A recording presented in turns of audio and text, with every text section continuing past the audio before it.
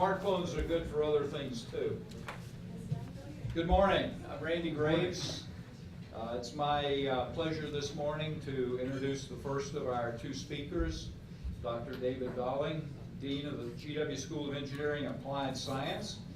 Dean Dolling came to GW in the summer of 2008 from the University of Texas at Austin, where he served with distinction as the Associate Dean for Academic Affairs and as the Joe C. Walter Jr. Professor of Aerospace Engineering and Engineering Mechanics. Prior to joining UT, Dean Dolling spent 6 years as a researcher and lecturer at Princeton University. He earned his undergraduate degree and PhD from the London University and spent 3 years studying at the prestigious Von Karman Institute. Now, personal note here, I hope all of you had a chance to see the amazing transformation that's going on within the School of Engineering under Dean Dolling's leadership as he reinvigorates the personnel and programs, looking forward to hopefully in the next 2 years at some point occupying a place in the new Science and Engineering building. So with that, please join me in welcoming Dean David Dolling.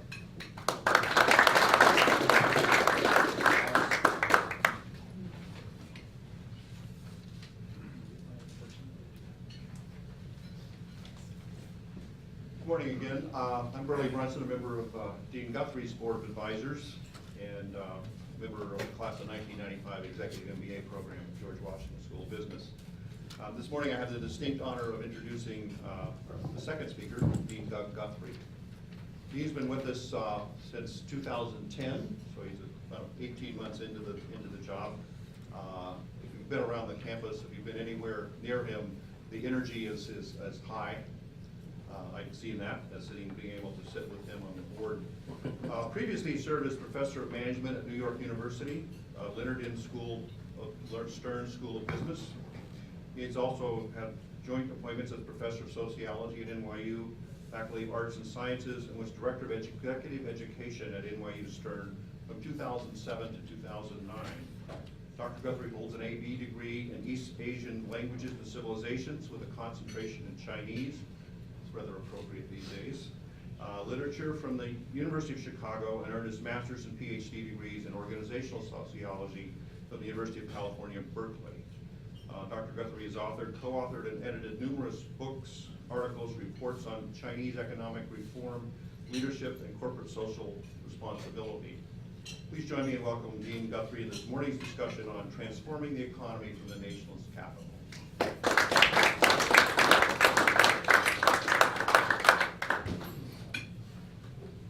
Good morning. Can everybody hear me? Yes, at the back? Nobody's saying anything. I guess they can't hear you. They can't hear. Yeah, Okay. there you got it. Well, good morning again. Just for the record, who is a business school alumnus and who is an engineering alumnus? Could you just if you're business, could you just raise your hands? Okay. I'm just trying to fathom out, at least from my perspective, whether I should use any technical language from engineering, so I'll skip it. Here. Today, I wanted to speak a little bit on the role engineering's going to play, or will play, is playing in the economic recovery, and what the School of Engineering and Applied Science here at GW is trying to do to educate future leaders in the area. I have 3 things on my agenda to say something about. I'm going to try and go quite quickly because I think last time we found the interesting thing was the question Q&A after what we had to say. What is engineering? What do engineers do? I think there's a lot of misunderstanding out there, and I'll be very brief about that. I also want to say a few words about whether the current climate about engineering, about science, about technology in the United States and in the West is really as bad as I think the news media and a lot of other sources tend to make it out to be. Because I think if you stand on the street corner out here and ask anybody walking into the mall, they'll tell you China's eating our lunch, innovation is dead in America, and is it all over? And I beg to differ with that. And then following that, I want to say a few words about what the U.S. ought to be doing with respect to engineering with respect to innovation. So a big disclaimer, I'm no expert on any of these topics. So all I'm offering is a personal opinion, and so you are perfectly free to stand up at the end, as happened once in a presentation I gave when I first came to the United States. A distinguished professor stood up and said, "Young man, I don't believe a word you said." So you should certainly free to say that at the end. So what is engineering? If you go to the Bureau of Labor Statistics, you can get a whole paragraph on what an engineer does. And I think it's really out of date, and I'm not going to read it. I'd like you just to think about the following. You flick a light switch, the lights come on, right? You turn on a faucet, you get clean water, you can drink it. You get on an airplane, and you can land in a foggy, mountainous region in the middle of the night, and you're safe about it. You can pull out your BlackBerry, although they won't be here much longer, right? You can pull out your iPhone, you can call grandma in Kalamazoo with 2 taps of a key. You can do all sorts of things like that, which you sort of take for granted. But these are the things that engineers designed and manufactured. And one of the things I think about engineering, which has led to, in some sense, not lack of respect, but a lack of understanding of the profession, is we've done too good. I think if everything we built and operated failed more often, we'd probably get more attention as a profession, which is not a good thing. It's not what we teach students. We don't want airplanes that don't fly, but everything we do is almost taken for granted. The BlackBerry, I think, is a phenomenal example, or an iPhone. If you just pull this thing out of your pocket and think about it. I mean, mine is an old one. It's stamped with 8 gigabytes of memory. Yours probably has 16 gig. People don't tend to think about what this means. You can put 6,000 novels in a BlackBerry. You can put 15, 16,000 photographs. It's quite astonishing, because if you tried to find the chip in there, you'd be hard pressed to find it. It's mostly plastic case, battery, keyboard, display. Where is this stuff? So this is, I think, one of the amazing things that engineers do that we tend to take for granted. My own definition of engineering, which I use for parents and students, is engineers build stuff to put in museums. That's basically what we do, because in this profession, with innovation and change, almost everything we do ends up in the museum. I just was talking to Randy Graves out here about the space shuttle. It's going out of Dallas. The BlackBerry, the iPhone you have in your pocket, in 5 years, it is a museum piece. I mean, it's quite amazing. So who does all this stuff? Engineers do this stuff. Does anybody know how many engineers there are in the US? Any idea? We'll do a quiz. Feel free to yell out a number. 500,000. 500,000. Well, it's difficult to get at it, but the claim is somewhere between about 1.6 and 2 million working engineers. Just to give you a feel for production, I'm a quantitative person, so I wrote down a few numbers. In 2010, we graduated 78,000 bachelor's candidates across the United States, 82% male. That's not a good thing. There was 43,000 master's degrees, 23% were women, 9,000 PhDs, 23% women, and computer science produced about 8,000 bachelor's degrees a year. Now, the other interesting thing, which we could talk about, but we won't, is that we give out about a couple of 100,000 H-1B visas. We import a very large fraction of the technical talent that we use. It's been going on for forever. Whether it can go on forever, I think, is an interesting question. We shall see. But I think the US would be in serious trouble if it can't import a good fraction of its technical talent. Let's talk about this doom and gloom about the engineering profession a little bit. Let me read something from a newspaper a few months ago, because there was a phrase that I'm going to come back to. It says, and Doug's comments will feed into this, China benefits as a US solar industry withers.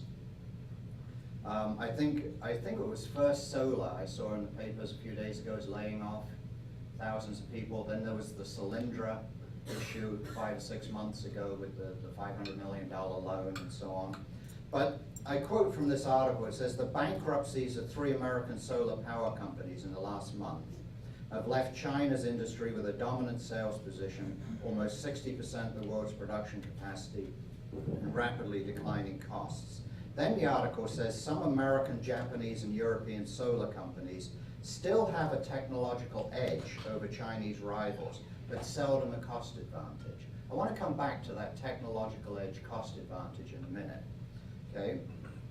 Let's have a look at more doom and gloom. Has anybody heard of the Information Technology and Innovation Foundation in Washington? Are you a member of it before I badmouth it? Yes? You are? Really? Great. I'll tone down my comment then, but in 2009, they came out with a, let's see, a sort of survey on innovation and competitiveness worldwide. Did you participate in that? Well, maybe afterwards you can answer questions if I get it all wrong. But they found, and this made big headlines because it was in a lot of web feeds from engineering, professional engineering societies around the country and around the world. They said 5 other nations have pulled ahead of the US in overall innovation and competitiveness, and we are falling behind. But you know, all the headlines were about simply that. There was very little mention of who the other 5 countries are and whether this is meaningful. Does anybody want to guess who the 5 countries were that are pulling ahead of the United States? Korea. Good. South Korea. Keep going. There's 2 countries in Europe. Yeah. Sweden, Sweden. Luxembourg, Denmark, South Korea, and Singapore. And incidentally, in this survey, China ended up 33rd and was ranked behind Slovenia, Slovakia, Latvia, and Malta, which I don't believe any of those 4 at the moment are a severe threat to US competitiveness. But you know, is Luxembourg a threat to us if people thought beyond that headline? Does anybody know anything much about Luxembourg? It's 1,000 square miles. It's 10% the size of New Jersey. The GDP is 41 billion. Very roughly, 41 billion is 30 days revenue at ExxonMobil. Okay? And if you look at the latest reports for Apple, I'll come to the moment, that's 3 months revenue for Apple. So I don't really care how innovative Luxembourg is. They are not a threat to the United States. South Korea is another story. South Korea is the same size as Virginia, area-wise. It's got 6 times the population. Its GDP is $1 trillion. It's about 14th of the US, but it's twice that of Virginia. They've got Samsung, LG, they've got Hyundai, Kia. Those 3 companies had revenues of $1/3 of $1 trillion. So there might be something that we could learn from South Korea. Samsung is now beating out HP. Hyundai, Kia is 4th in the world after Toyota, GM, and Volkswagen, and it's ahead of Ford. I don't know if you ever remember the Hyundais that were on the road about 10, 15 years ago. It was sort of like the Yugo, right? The modern version of the Yugo. Does anybody remember the Yugo? Did you have one, Randy? But anyway, in 10 years, look at what has happened, and you have to ask yourself, well, how did that happen? And I'll come to that, at least my comments on that in a moment. Another question about looking at this competitiveness issue. What about China? This is a question I ask a lot of people around GW when I give sort of talks on what is the engineering school doing. And I get surprising answers. Does anybody want to answer this question? What, of the world's manufacturing, what dollar volume of it comes out of China as a total?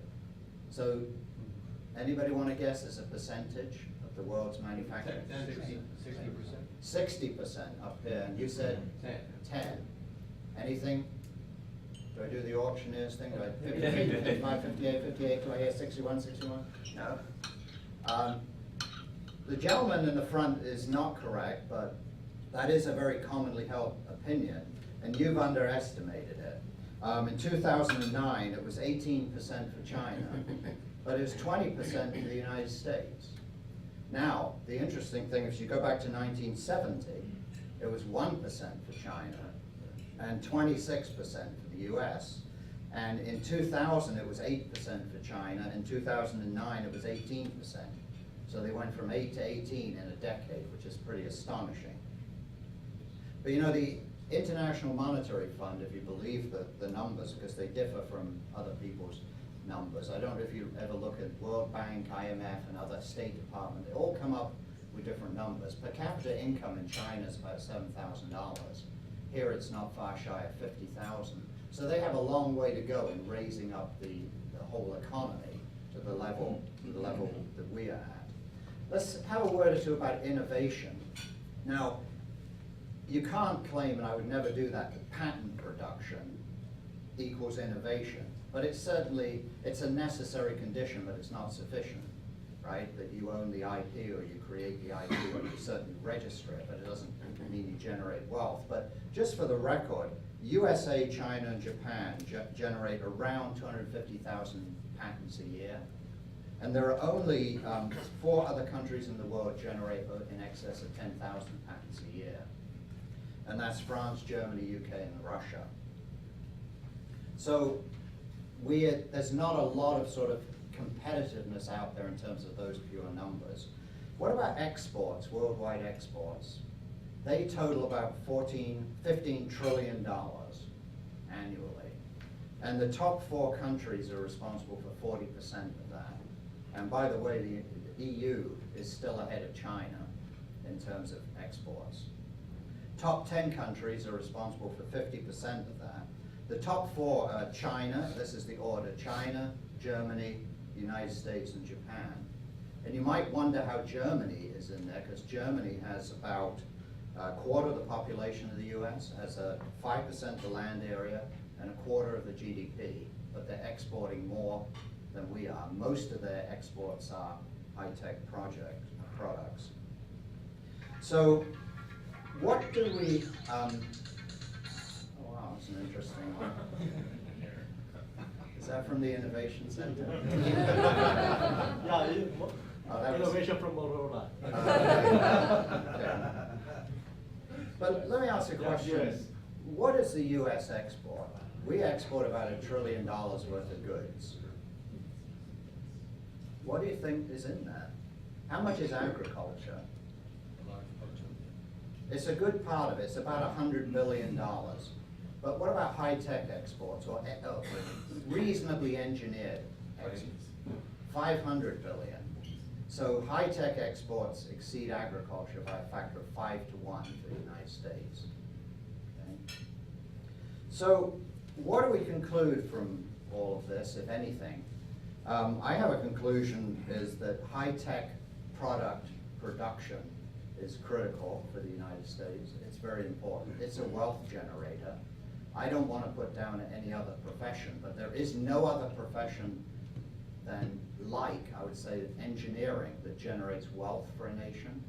I mean, we have a lot of other distinguished professions on the GW campus, but many of them, I think, end up redistributing wealth rather than creating it. I won't pick on anything that is special to Washington, D.C., but we do have more lawyers per acre than anywhere else in the country, I believe. I think we need to focus as a nation on producing, on the engineering side of the house, high quality, expensive goods that have enormous amounts of brain power in them. That is the only way that we can possibly lead, because we can't lead on low-cost manufacturing. One of the things I did a while ago, which I found audiences enjoyed, was pricing engineering products by the pound. So if you think about engineering products by the pound, who's bought a car recently? Anybody bought a car? What did you pay per pound for it? I didn't calculate it. Function if you bought a Yugo. Well, if you go buy a Toyota Corolla, you pay about $6 a pound for it. If you buy a Mercedes E-Class, you pay about $15 to $20 a pound. We'll put one exotic in there. If you buy a Lamborghini Gallardo, whatever that is, that will cost you $80 a pound. Okay. But let's think about something that's more high-tech, the industry that I've been affiliated with all my life, aerospace. Let's say you go out and buy a 737. You just got your bonus, you go, and you're going to get yourself a 737. So what do you think that costs per pound? $800 compared to 15 to 20 for a Mercedes. Now, if you go step up a little bit, your bonus is bigger, and you bought a 777 so that you can fly to Asia direct to meet your clients. The GE90 engines that are slung on under those wings, they weigh about 8 tons apiece. They weigh 16,600 pounds. Well, what do they cost? $24 million each. That's $1,600, $1,500 a pound. What is different between the Mercedes-Benz and the airplane engine? Well, there's a lot of differences, right? One's a car. But my point is, it has enormous amount of intellectual horsepower in the design of that engine. Thousands of engineers have worked on all the components of that. So that is something that we can buy metal, in a sense, and materials at a low price and convert it into something that is very expensive. And the other interesting thing is other people have to buy it. There's no competition. There's Airbus and Boeing. That's all there is. You want to fly in a modern airplane, you have to pay the price. And I would say that there are other things like that. Let's go to the other end of the spectrum, the tiny end, like computers and smartphones. Did anybody see Apple's revenue for the last quarter? Apple's revenue, I looked down at my notes for this, first quarter was $46.3 billion. Up over the 1 year ago was $26 billion. $26 billion to $43 billion. Profits were up from $6 billion to $13 billion. $13 billion profit a quarter. That's $1 billion a week profit. Now, how do they do that? What is so special about that? I mean, that's a very interesting thing, isn't it? That was 37 million iPhones, 15 million iPads, 5 million Macs, and 15 million iPods. Because what is the sort of simple layman's answer to this? They're buying high-tech stuff that people want to buy, right? They're making it. So they are selling stuff. I don't know what an iPhone is per pound. It's not a lot of money. But they have found something to sell, which is very high-tech. They have created a market for it. And this is sort of the thought I'm sort of trying to get us to leave this sort of conversation with this. That is really what we have to do, is we have to build things that have a lot of intellectual horsepower in them. Maybe they don't weigh much, but people want them and will buy them. Because in a lot of countries, people will pay a month's paycheck for an iPhone. I mean, here in the US, we don't have to do that. In other places, it's such a desired product. The ultimate dollars per pound, I guess, is software, right? And there's probably many people in this room that are involved in software. I noticed in the first 18 months when Windows 7 came out, Microsoft sold 350 million licenses. What a ripoff. And Microsoft's quarter was around $20 billion with profit of $6 billion. Other engineering industries don't have that kind of revenue. Well, they have that kind of revenue, but they don't have that kind of profit, right? So this is, I say, what we need to do. We need to build stuff that commands a premium price for which there's little or no competition and people have to have. Another example might be medical imaging equipment. Have you ever gone to buy an MRI scanner or a CAT scanner? Those things run about $2.5–3 million each without the bells and whistles on them. And most of that is the brain power in the engineering and in the software. So what is GW doing? I'm running out of my time, but what are we trying to do to help that? Well, GW is one of 330 four-year engineering schools in the US, so we play a part. We can't play any greater role than anyone else is playing in a way, because everybody is trying to do the same thing. We are growing at GW Engineering and Science. It's growing very rapidly right now. We have a $300 million building going to show up on H and I, between H and I in 23 and 22. If you go and look now, there's a 50-foot deep hole in the ground, city block size. It's bedrock right now, so it's got to be blasting for a while to clean it out. Then we'll have an 8-story high building above ground, 6 stories below, 4 car parking, 2 is for laboratories and so on. This is the biggest investment, you might be interested as a stakeholder in GW. This is the biggest investment GW's ever made, $300 million. And if you count the faculty who are being recruited in engineering, we've hired almost 40 in the last 4 years, and science is doing the same. This is an investment on the order of about $400 to $500 million by GW over, 5 to 10 year period. We are also encouraging innovation in the engineering school. Randy Graves, who introduced me, is the chair of our National Advisory Council, and he and others have been leading a very, very strong effort to increase entrepreneurship amongst our students. We have an entrepreneurs club now in School of Engineering, and we have been participating more and more in things like the GW Business Plan. And I'll leave my remarks with just one comment about the GW Business Plan. This year, there were 144 teams entered the GW Business Plan, and guess who won? A team from engineering. It's a young assistant professor we have in computer science, and his PhD student who have created it's not a replacement for Google search engine, but it's a much more sophisticated search engine. He's going to get, he won $25,000 plus a free trip to Plug and Play in Silicon Valley. He's taking the next year off to work on this. And as time goes by, we hope we'll have more and more faculty, students, and others who go this way. Because there is absolutely no reason why there can only be one Stanford in the world. Why can't there be an equivalent Stanford on the East Coast in Washington? No reason whatsoever. So that's my few comments. Great. Thanks, David.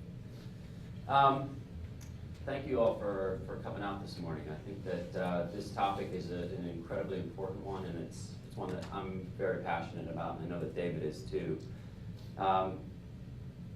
David and I have done this once before, and what I concluded at the end of it is that I don't think I disagree with anything that David said. But you are going to get a very different perspective. One being the optimistic view that innovation is the key to our future, and we're really doing a lot better than we think. And then my view, which is a much more dour and pessimistic view. And so you might wonder, how can those two things be existing together? And it's because while everything David said is true, what we do as a country to either facilitate or stymie the ways in which we can lever where we're great, I think has reached such a problematic level.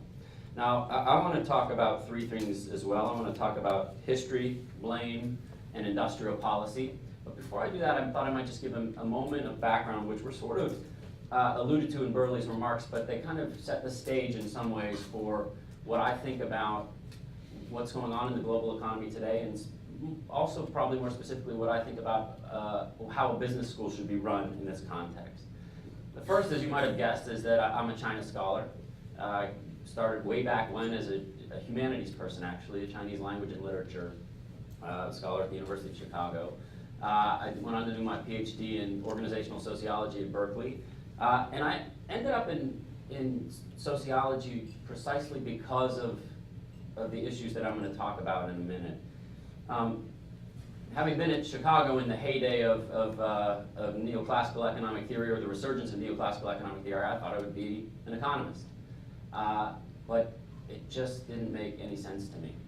And it not only made very little sense in terms of what the assumptions were, but it made very little sense in terms of how disembedded the ideas were from the rest of society. And I'll say more about that in a minute. But what that leads to is a very basic thing that I'd like to just mention here as an overarching viewpoint, which is that I fundamentally believe that markets are political, social, and cultural systems. And we have to actually understand, particularly the political economy aspects of what it is that we do. And it's been, I think, a huge problem, and it's one that I don't actually see as getting any better. I ended up being a dean in Washington, D.C., kind of unexpectedly. And that actually forced me to think about a lot of the things that I do as they relate more directly to things like local economic development and macroeconomic policy as it relates to the US. And so I started to think a lot more about the things that I know about investment and economic development in China as they relate to us in this country. And so it's been a lot of fun over the last 2 years to really kind of engage in those sorts of questions and understand what we're doing. But it hasn't made me more optimistic, unfortunately. So first, a little bit of history. This will be the dour view of the US economy. We are locked in a tragic ideological war that has very little meaning. The idea that markets can actually operate efficiently independent of the state, and the idea that the state is the ultimate barrier to market efficiency is just a ridiculous point of view. It simply is, it's not only wrong and been proven empirically wrong many times over, except for in abstract mathematical models where the assumptions are so tight and abstract that they don't hold to reality, but it's completely ineffective, and it also eschews the one thing that's probably the most important part of what states do, which is the point that David alluded to. If you think about most of the things that he just extolled as the great moments of innovation, yeah, a lot of them come from brain power, and a lot of them come from great universities, but a lot of them also come from US investment in the development of those industries. And so when we think about the state as the regulatory agencies that are controlling us, we forget just how much of state investment has driven things like the internet, high-tech technological development, the airplane industry, the automobile industry. And so we're mired in this debate that plays out on federal levels over the idea that we should be having a completely efficient market system when it can't even work from a logical perspective. This is, of course, the Friedman versus Keynes approach, but Keynes is usually just thought of, that debate usually boils down to the role of the Fed in the economy. But what I'm talking about here much more is actually the ways in which we have investment in industries through states, and that really comes through industrial policy, which I'm going to talk about in a minute. My favorite story with respect to this particular case and what's actually been going on, David mentioned the aerospace industry and how important that industry is for us. For about 2 years, the NLRB was in a fight with Boeing over the question of whether or not a plant in South Carolina should be opened in order to actually have 1,000 new jobs in the high-tech space. Now, you might say, well, of course, the NLRB is part of a government agency, it's bad, that's exactly the point, but that's not really the point. Because actually, if you really want to understand historically what happened there, you kind of have to go back to the Wagner Act in 1934, and then the Taft-Hartley Amendment in 1948, and understand what right-to-work states are, and understand that we actually have a political economic process that led to the fact that Boeing is allowed to move to different states. That's life. That's the world we live in. And they are allowed to move to states that are tougher on labor. Right-to-work states are very difficult for labor to organize, and it's really what has led to the downfall of labor in this country, which may or may not be a good thing. But the point is that we actually exist in this historical process that has led to this. But instead, this fight just plays out in Washington, and you got one side calling the other side evil, and the other side calling the other side evil and inefficient. And 2 years, 1,000 jobs just sit fallow. And it's just, there's no constructive way to disentangle this debate. And so when I think about these kinds of things, I just think that we need to pull our heads out of the sand and really actually think deeply about how to have efficient markets that are engaged, that have a level of engagement between the state and the market. So the second thing I want to just mention here is the issue of blame. And it relates to both the issue that I just raised, but also a lot of the issues that David raised. We think China's to blame for our problems, right? The currency debate has been all the rage recently. It's kind of died down a little bit. By the way, this is the dumbest debate in the world. This is just so stupid, because if China appreciates its currency by 25% as we're pushing for them to do so that we can look like we actually got exerted some muscle over them. It's not going to create new jobs. It's not going to create any jobs in the sectors that David's talking about. Furthermore, it's going to pass prices down to consumers who shop at Walmart. Walmart is the largest exporter from China to the United States, on the order of the exports from Mexico to the United States. Walmart is not going to bring jobs back here with a 25% appreciation of the yuan, right? So that cost just gets passed down to the poorest consumers. That's what would actually happen. Now, I was in one of the Senate offices not too long ago, brought in to talk about this issue, and it's actually an interesting thing in Congress these days. I used to do some of this stuff in the 90s when the IMF and permanent normal trade relation debates were going on, and there were a lot of PhDs in economics and in Chinese politics that I would end up talking to. Today, all those people seem to be gone, and I don't know where they went. Maybe they went to academia. But now they're replaced by a bunch of 26-year-olds who spent 2 years on language programs in China and think they know everything about China and economics. I was in this conversation with this kid, and he kept saying, Dean, we really respect what you're saying, but we're just going after low-hanging fruit. And I said, stop saying that. You don't even understand the phrase low-hanging fruit. Low-hanging fruit means it's good, right? You're saying, and you know, like you were like, who is running this ship? Who is running this policy? Like, this senator is listening to this guy, and this guy doesn't even understand a thing that he's talking about, right? So this depresses me. This makes me very upset.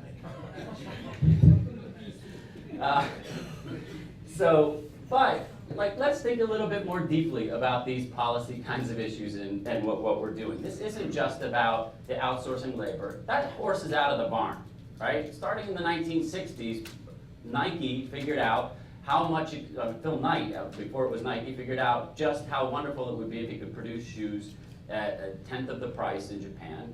And this train left the station. We're not going to get a lot of those jobs back, right? And even if we could change the fact of them being in China, they'll move to Vietnam or Indonesia or wherever else they'll be.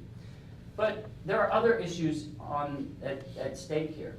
Let's think about educational policy for a minute. This is another story that just constantly amazes me. It's not the first time or last time I've heard this, but I was at a company called SwageLock in Cleveland a couple of years ago. I was talking to them about, you know, their China strategy. They brought me in just to help them think through what they were going to do on China. And as I talked to the VP for HR and what they were going to do as hiring strategies, he said at some point, yeah, it's terrible. It's going to be much more expensive for us to be in China. With everything we have to do in terms of protecting IPR and everything, but we got to go. I was like, wait. Say that again. Well, we have to go to China. And I said, well, we have an unemployment rate of 11% in Cleveland, and well, why? Like, if it's going to cost you more, if you're not going to get the cost benefit of this technological production stuff, why are you doing this? And he said, well, to be honest, yeah, there's 11% unemployment here, but they shut down all the major vocational education sites and replaced them with vocational technical education. So a lot of people are really good at typing on computers now, but they don't have enough electrical engineers that can actually figure out the configuration of this manufacturing plant, right? And that's actually a big story of what's happened in education in this country. And again, here we are, we're locked in this bizarre ideological debate about whether or not tracking is a good or bad thing. You want to know why Germany does so well? Germany does so well because they have a state that thinks about these kinds of issues, and they don't get locked in ideological debates about between the left and the right about the ultimate opportunities and whether or not tracking in vocational education is bad. What we're doing is we're stuck with a labor force that doesn't actually have the technical skills to do the manufacturing jobs that we want to bring back. That's craziness. But who's talking about that in Washington right now? I haven't heard it. And every time I raise it, people say, oh, I think your statistics are wrong. Go check the statistics. Vocational technical education is up, vocational education is down. That's the story. So I think, again, we have this problem. Now, the problem also on the blame piece leads sort of into my third issue. Although I think that there's a very specific dangerous thing that we have about blaming others. So in particular, let's talk about blaming China. Anybody want to take a guess to continue the quiz that's going on of how much money China is sitting on in terms of foreign exchange reserves? You may know this. This is not the bonds, this is foreign exchange reserves that are the result of 30 years of outsourcing of labor there. About $3 trillion, right? It is the largest store of cash in the world. That cash is going to get less valuable the longer China sits on it. They don't want to sit on that cash. They want to invest it, right? You want to take a guess at how much money was invested from China into the United States last year? $5 billion, right? Now that's not because China doesn't want to invest. It is because we are sitting here in this jingoistic and xenophobic approach to things and saying, we don't want your money. We don't trust you. I was in this amazing, now Huawei is the most famous case of this twice or 3 times over. I was in this presentation at the Department of Energy a couple of weeks ago, and somebody asked this question about cybersecurity and how much should we be afraid of Huawei. And I said, look, I know the guys at Huawei pretty well. I know the company up and down, but I don't know. Who knows? Who knows really what the intentions are? But all I can tell you is I know the president of Huawei North America, the vice chairman of the board of Huawei overall, and I've talked to them a lot. And I just, but the one thing I don't like is how irresponsibly and inaccurately they're reported on in the press. And the problem is they're reported on completely inaccurately, not just in the press, but by people on the Hill who write threatening letters to Obama about investments saying, like, if you let this Huawei, this Sprint Nortel deal go through, we're going to make you a China lover in the election, and you don't want that, do you? If I was Obama, I would have said, bring it on. That's a great idea, because we're talking about investment and jobs. So anyway, I'm in this talk, and this guy says, well, and then I say, and the other thing is, we're not even transparent about this. I can't tell you how many times I've been in cocktail parties with somebody from CFIUS, and they're like, well, you don't actually know the truth about what that company is. Okay, tell me the truth. Well, I can't tell you. I'd have to kill you if I did. I was like, okay, so how do we move forward? So after this talk, this guy comes up to me, same voice, same patronizing smile. Well, I'm used to work for CFIUS, and I can't tell you what's really going on. And I was like, why don't you just give me one fact? And I had made a point in my comments. I was like, furthermore, I think most people in Congress confuse Huawei with ZTE. Huawei's private, ZTE is state-owned, right? So if we sell switching technology or allow Huawei to invest in switching technology, it's not the Chinese government. And he says, well, for one thing, you don't know. And he quotes all these statistics. And I said, you're joking, right? This is a candid camera around here, right? You're trying to make my point. He said, what are you talking about? You just gave me all the statistics for ZTE. You don't even know what company Huawei is. And so I find like this kind of behavior just bizarre. I think it's horrible for policy, and I think it's irresponsible for the economic development in this country. Another one, of course, is the H-1B visas, right? I mean, we forget that the productivity revolution in this country from the 1950s to 2000s was built on the backs of those 70,000 a year people coming up. They can't get jobs here anymore. Right? Because, I mean, at least I know in the business school, we have to send a lot of them home. And it's just, I think it's a travesty. Okay, I'm going to wrap up very quickly, but I'm just going to make a plug for industrial policy and then a plug for where I see a silver lining. Industrial policy, this is actually where China is better than us. Right? Now, people, again, might think that that's evil because we need markets to be free. But the reality is that investment in industries is how industries emerge, right? A lot of people in renewable energy, they worry about why is China speeding ahead from us? Why are all these companies, even though we own the technology, why are they going? Why did Evergreen Solar go to Wuhan? Well, the reason is because Evergreen Solar had 1/7 of its bond issuance from Lehman Brothers. And when Lehman Brothers went under, they went to the government and said, can we get some of that money? And they said, no, you're not a financial institution. So they went to the banks who had all the money and said, can we get some of that money? They said, no, markets are too unstable right now, sorry. They went to, then China called and said, you want to come over and we'll give you guaranteed procurement prices and we'll give you a guaranteed loan and we'll see how things go. So it was either shut down or moved to China. It wasn't like, let's move to China to screw the US economy. Same thing with DuPont. I was talking with Chad Holliday, who was the chairman and CEO of DuPont when DuPont did its last project on photovoltaic arrays. Same story. So, I mean, you hear this over and over again. The problem, a lot of people predict that in developing renewable energy into a viable energy that's going to produce profits is about a 15-year time horizon. Venture capital takes about a 7-year time horizon, or they want about a 7-year time horizon for exit. right? And so you just, like, you can't get there with tax credits alone. It's just not gonna do it. And so where does that leave us? The final thing that I'd just like to say here, though, is that I do think that there are some positive stories.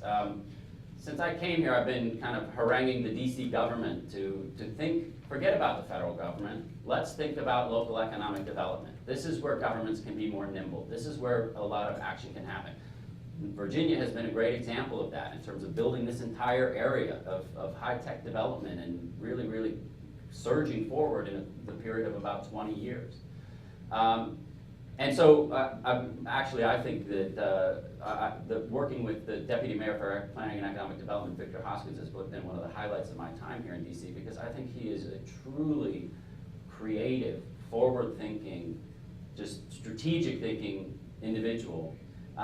And he's actually been really engaged with these processes of how do we set forward a plan, right? He's not trying to control or regulate. He wants to talk to people in the industry and say, what's the problem? Why are you in Virginia instead of DC? And they say, well, for one thing, the capital gains tax in DC is 8.7%, and the capital gains tax in Virginia is much lower. So it makes no sense for me to house my company in DC. And so Victor says, okay, that's good information. What do I need to do to get the city council to change the capital gains tax to 3%?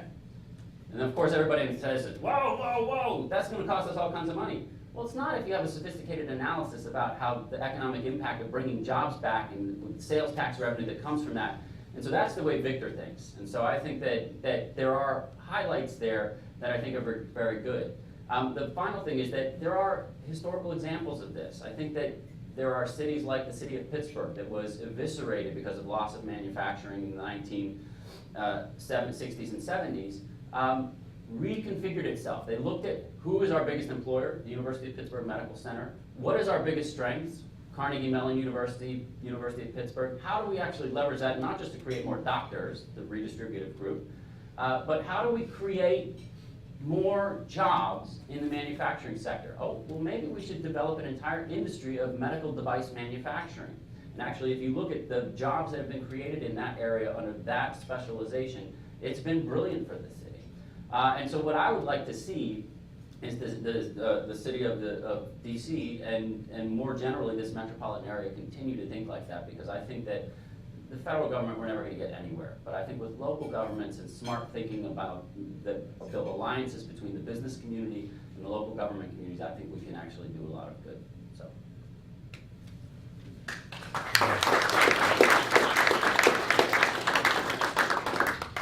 Any questions?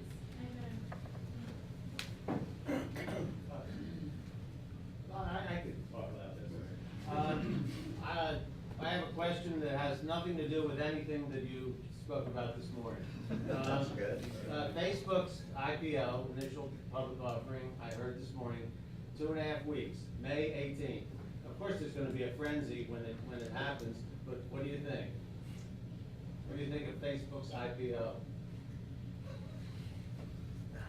If I was Zuckerberg, I'd be very happy. Excuse me? I think it's, from what I've read, I don't know a lot about that, but I've read that it's supposed to raise on the order of $100 billion. No, I'm sure it'll be more than that, but you know, just for your common investor, I mean, you know, I think if my memory serves me correctly, Google was in 2003, and it opened at $80 a share. Of course, it went up to 600 or 700, it came down.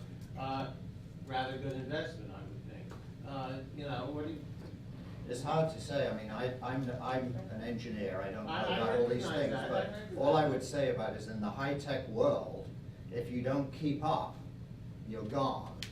And how long Facebook will be without serious competition is next to impossible to predict. Because I mean, just pulling this thing out, 3 years ago, this company was riding high, right? And I think you paid about $80 a share. If you can sell one today for 10, you're probably lucky. So you've taken an absolute hosing on a high-tech product of three years ago. So would that have been an investment for somebody? I don't know. I mean, is Facebook going to be worth $200 billion in 2 years or $10 billion? I mean, I have no idea. I mean, my quick comments on this, and this, this is sort of outside the purview of what we're talking about here, but my view on investing and my advice to people when they ask me about it is always to say it depends on two things: luck and a long-term view. And the problem with the frenzy is that everybody's gonna think, like, I gotta buy it at 80 so I can sell it 160 tomorrow, and like, I mean, if you invested in Apple in 1984, you're looking pretty good today. But if you tried to sell it the many times when Apple stocks tanked in the 90s, you're probably upset. And so, Facebook is probably gonna do well because the people I know in the digital marketing world think that actually Facebook is gonna become the internet.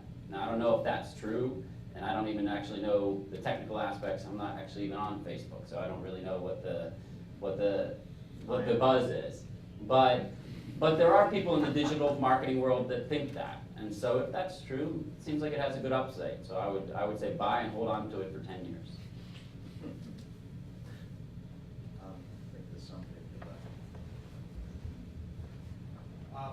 Well, actually, one data point on Facebook was I read in the last 2 weeks that for the first time last quarter, they reported lower revenues and lower earnings. So that might be a hiccup on the way to a $10 share in Nokia or whatever it is. One of the question I wanted to ask was the issue of, I saw a factoid the other day that said about 1.75 trillion is the annual cost for federal regulatory compliance to our economy.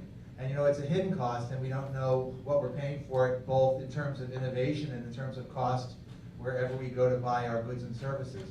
So when will we get to a point where you can actually have a common sense review that looks at the cost-benefit analysis of what these $1.7 trillion mean to our economy and to our future? You want to address that one? Sure. I mean, first of all, these numbers are always a little fuzzy, but I suspect what you're talking about is not the cost of the government agencies, but what the cost to the economic upside would be without the regulation. The cost of complying with the regulations. Yeah, and so that's a tough one. You gotta decide your own moral ground on that. Like the city of Pittsburgh, which I mentioned a few minutes ago, used to be the case in the 1960s that people had to drive around with their traffic lights on the entire day because there was so much smog. City of Cleveland, the Cuyahoga River was on fire in 1979. We have regulation because, counter to what neoclassical economic theory and Milton Friedman would say, the markets didn't take care of it. There's too much complexity in the distance between consumers buying and the upstream production that would happen. So in my view, that regulation's a good thing. I don't want the Cuyahoga River to be on fire, and I want to actually be able to not have cities that are polluted as much as China is polluted that I live in. And so, yeah, the cost of that kind of regulation is real. But do we want to live in a society? I mean, we lambaste China right now for the complete destruction of the land because they are so low in terms of regulation. Interestingly, it's quite an interesting case that there are some pockets of China that are much more aggressive in terms of environmental regulation than other parts.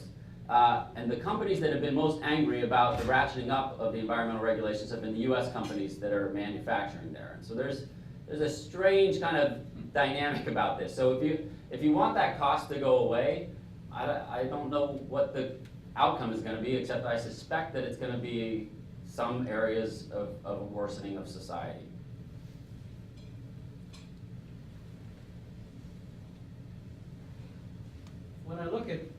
When I compare China and the United States in terms of their management of their economy, I'm struck by what appears to be China's advantage in that they appear to be managing their economy like a corporation. They're taking very, very long views.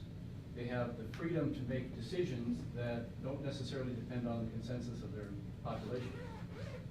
Obviously, we can't do that. Chances are we never would, which makes me think, first of all, whether there isn't a fundamental contradiction between democracy and long-term views in the management of a country's economy, but more importantly, whether or not, and what we would have to do to change attitudes, to change our culture, to be able to have the kind of long-term views that other democratic societies seem to be able to apply effectively, like Germany. I'd be interested in your thoughts. Just very quickly, and then I'll turn it over to David. I mean, I think that you're mentioning Germany is the contradiction to the first point, right? I mean, Germany manages its country like a corporation as well, and last I checked, it's a democracy. I mean, the problem is our political culture. The problem is not a question of whether or not you can have long-termism when you think about state industrial policy. And I think Germany's the interesting question. We have this red herring, this gorilla in the room that we always talk about, which is the trade imbalance with China. We have an equally large trade imbalance with Germany. I mean, it's just, we just like to target China because they're easy and it gets the American public riled up about it. But the reality is that our problem is our problem. It's about our ability to actually address real industrial things that have 30-year consequences, and you have to really look out in the distance. And we have this ideological debate going on which says anything in which the state sets industrial policy is bad for the market. And it's not long-term thinking. I don't have much to add to that. I mean, that's an enormously complex question. But the result is the result, in the sense that if 5 years, 10 years, 15 years, 20 years now, from our economy is not number 1, but is number 7, 8, 9, 10, whatever it is, will we be willing to adjust the way we do business or not? I mean, it sort of reminds me, when I say that what I mean by the result is that many of you, if you're in the aerospace world, you know for years and years there's always been the battle between Boeing and Airbus, and Boeing taking Airbus to the European court and so on, and the World Trade Organizations and so on, about European subsidies for Airbus, low interest loans or whatever you want to call it, gifts. But in the end, all of that is a red herring, because if in the end Airbus had 70% of the world market, that would be what it would be. And so all of that wouldn't matter. I mean, we can't argue that our way of doing things is better if we end up way down the totem, or we would have to adjust. I think about adjusting our culture. I mean, it goes back to what Doug was saying. I mean, the thing that strikes me about the United States, I came here from Britain. You can probably detect my accent, although I sound like a Texan, right? British Texan, is that America's always wants to reduce a complex problem to sort of a very simple thing with a simple answer. And I think that's our great mistake. Like, everybody should go to college and get a 4-year degree. Nobody says why. Why would everybody want to do that? Why? There's a lot of gambling paradox in our society, Yeah. unfortunately. Because, I mean, the difference, he brought that up in Germany, is that at least on the technical engineering side of the house, there is an alternative for high school students to enter the sort of engineering workforce in Germany and make a really good living inside of the large companies like Volkswagen and so on. Highly paid, skilled jobs, and they don't have college degrees, and they're respected for that. But here, we sort of have winners and losers. And I don't know if anybody notices this, but when I first came to the US and watched the Olympics on television, I think it was on NBC that year, they would only ever show the gold medal winner. Never show the silver or the bronze, because there's only one winner. And we want to simplify life, and it doesn't work. One of the economists I do love is a guy named Robert Frank, who wrote a great book in probably 1996 called The Winner Take All Economy. Brilliant, very simple, easy read book, but it's a brilliant analysis that pretty much leaves intact standard economic assumptions, but basically shows that the reason, I mean, we're here because of the policies and political culture that we're embedded in. The one other thing, though, that I would say that I think is really important in all of this is that, actually, I think our greatest industry is higher education. I mean, we are, I think if you look at the list of the top 50 institutions, I don't know, we're 30 of them, or something like that. We still are the place where people want to come for elite higher education. And it is the source of what has produced a lot of these innovations that David's talking about. And so I think that in addition to this kind of thing of the government and the market, I think that the Silicon Valley model works. I think that it's a powerful thing, and I would love for us to be the Stanford of the East, if that's the model. But Dean Guthrie, you've sort of pretty clearly and and passionately laid out your view of the problem. So how does, you have a somewhat unique seat as a leader of an institution like the business school and you, the engineering school. How do you map out the solution? Because it's one thing to say the problem. Yeah. It's another thing to take leadership and say, here's how we solve. Couldn't hear the question, Baxter. The question was, what's the solution? Like, what do we, and I don't have an overarching solution, at least not on the federal government side. I'm pretty pessimistic about what's going on there. And you see just a dumbing down of the debates. It seems to get dumber and dumber every 4 years. I'm just like amazed. It can't get any dumber than this. And now 4 years later, you're like, wow, I guess that's but I actually do think the solution really is local governments. I think that there's a lot of good things happening at the state level and a lot of innovative things happening at municipal government levels. I mentioned, for example, my work with the deputy mayor. I've been trying to convince him for a year that there's all this cash sitting out there in China, you need equity investment for your development projects, let's go get some of this money. So he finally said okay, and he came to China with me in March. And I set up some events for him and introduced him to a bunch of real estate developers and people who have a lot of cash. And actually, by the way, they're looking to bring that cash offshore. I mean, the instability in China is, and we were just at a dinner last night in which these guys came and they looked at several of the projects in DC. And so, one, that kind of gets to some of the solution that we're talking about, but two, it's leadership by the deputy mayor. I mean, it's him saying, I'm gonna do this, I'm gonna try to figure it out. I mean, another example is, one of the famous cases of money blocked coming into this country was the Chinese National Offshore Oil Corporation in 2005 when they tried to buy Unocal. Congress stepped in and said, that's not gonna happen. We're not gonna have a state-owned organization owning a US company in the energy sector. Maybe that's a good idea, right? But where CNOC money did get into the United States, they said, we can't obviously do something at the national level, but let's fly under the radar a little bit. And they basically, with the Chesapeake Oil Company, have invested in the shale fields, the shale oil and gas fields in Denver and Wyoming. And they did it in a way that was a little more careful in terms of how to do it. And so I think that my view is to kind of abandon the debate at the national level, but work with local governments to do that. And so I'm trying to build a business school that's doing that. We're now actually spearheading the city's strategic planning process. We have a whole bunch of internships for MBAs that are working with the Deputy Mayor's office to do that. And hopefully it'll become a model of how to engage. One more question? Question regarding the cost of education, number one. And then two is that how GW is trying to address it to attract more students who will study more on science and math. Since a parent of 7-year-old who's really interested already at an early age, what will be the GW strategic strategy to be affordable cost? And then second is that how to attract more students to study more in science and math. Well, that's many questions in one. The attraction of more students, I think, is something, I mean, we can play a small part in that by having outreach and having alumni who are successful, who serve really sort of mentors and role models for other people. As far as cost is concerned, I mean, GW has this reputation of being expensive, and it is, but most of the top 100 private schools are pretty much in the same league as we are. I think somebody was joking the other day that the difference in cost between the number 1 and number 2 is the price of a latte at Starbucks. And I mean, the difference in price between number 1 and number 20 is probably less than $500. So there's a huge clump of schools that are basically in the same price range.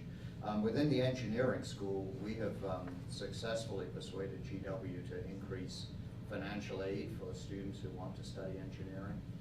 We've got a strong and growing, and this is where alumni, it would not be an alumni event if I didn't make a pitch for resources, but we have a significant number of alumni who've created scholarships for students, and that's important because we know full well that freshmen go to where they get the best financial offer, plus the reputational thing, but the financial offer can play a greater role.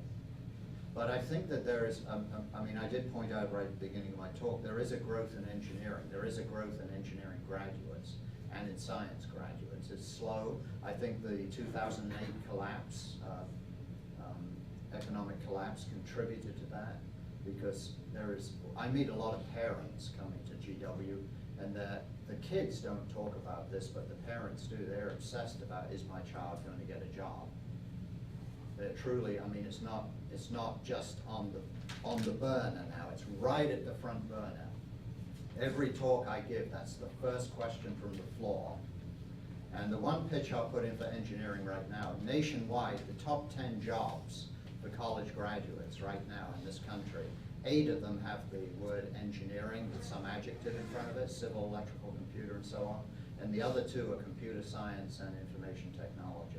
So this is a fabulous time actually to be graduating in science and engineering. There are a lot of jobs out there. Dr. Guthrie, I have a question regarding the strategies to put in place. Do you think that sociology, ethics, and humanistic subjects would help in the long run the development of more industrial capacity and production? I mean, just very quickly, because I know our time's almost up, I would divide your question into 2 parts. There's a very different pattern and dynamic that you need to set up for graduate education than undergraduate education. And so when you're dealing with an MBA degree, you have 2 short years to basically get everyone the knowledge that they have. But as somebody who comes out of a great books tradition and a liberal arts background at the University of Chicago, I'm a huge believer in the idea that in order to train well-rounded ethical leaders of the future, you need people with big minds, critical thinking, and big curiosity. And unfortunately, for business schools, we've become more and more vocational technical schools. You know, I often get questions from students, Dean, should I triple major in finance, economics, and accounting, or finance, accounting, and economics, or like, and my answer is always like, get yourself out of the business school. I don't mean don't major in business, but figure out what you want. Pick a major. Finance, that's great, and then spend the rest of your time studying the language, or studying geopolitics, or studying environmental science, or take classes in the engineering school if you're interested in the renewable energy sector, or take classes in ethics so that you can actually really understand. And the interesting thing is, this isn't just me talking as a champion of liberal arts education. This comes directly from the recruiters. What the kids don't actually make the connection to is that they say, should I do X, Y, and Z? What they're thinking is, how do I get that job at Goldman Sachs? If you talk to the Goldman Sachs recruiter who's going to recruit a 22-year-old, they want to know that you have basic knowledge and that you know what net present value is, but they're going to put you through their own boot camp. What they want, but they have a stack of applications that look like this on this side, and they have very few that are interesting on this side. Right? And so I actually think that at the undergraduate level of being much more integrated with and leveraging the university better than business schools typically do is really important. And then at the graduate level, we just have different problems. I mean, it's just such a tight education timeline. But I'm a big believer in that idea. One quick question. It's a question and also a statement. It's certainly not at the cerebral level of solving all the world's problems, but in terms of the collaboration between the School of Engineering and the School of Business, while it is highly unlikely that students who come out of the School of Business want to be engineers, there is a high likelihood that kids who come out of the School of Engineering want to go into business. And I think it's important that there be, and perhaps there is, but it's at least not that I know of as of now, that there be some courses that engineers be required to take in business to give them some idea as they get out of school of what faces them in the business world. For me, I can say that when I got out of school, one of the best things that ever happened to me is that I went to work for a construction company that very rapidly exposed me to the business side of the technical aspects of what I'd gone to school about. And having a daughter that just graduated from your school just last year, and now going on to PwC and then doing her graduate work at GW, I think it would be very good to see collaboration between the 2 schools where engineers are required to take courses in business, whether just to understand basics, cash flow, customer service, things of that nature, where how businesses go about making money, right? And how they, what they have to do to survive. I mean, I'd like to see something like that. Great plug for the engineering management department. Yes, exactly. Yeah. Well, thank you all very much. Thank the two deans for coming out on this.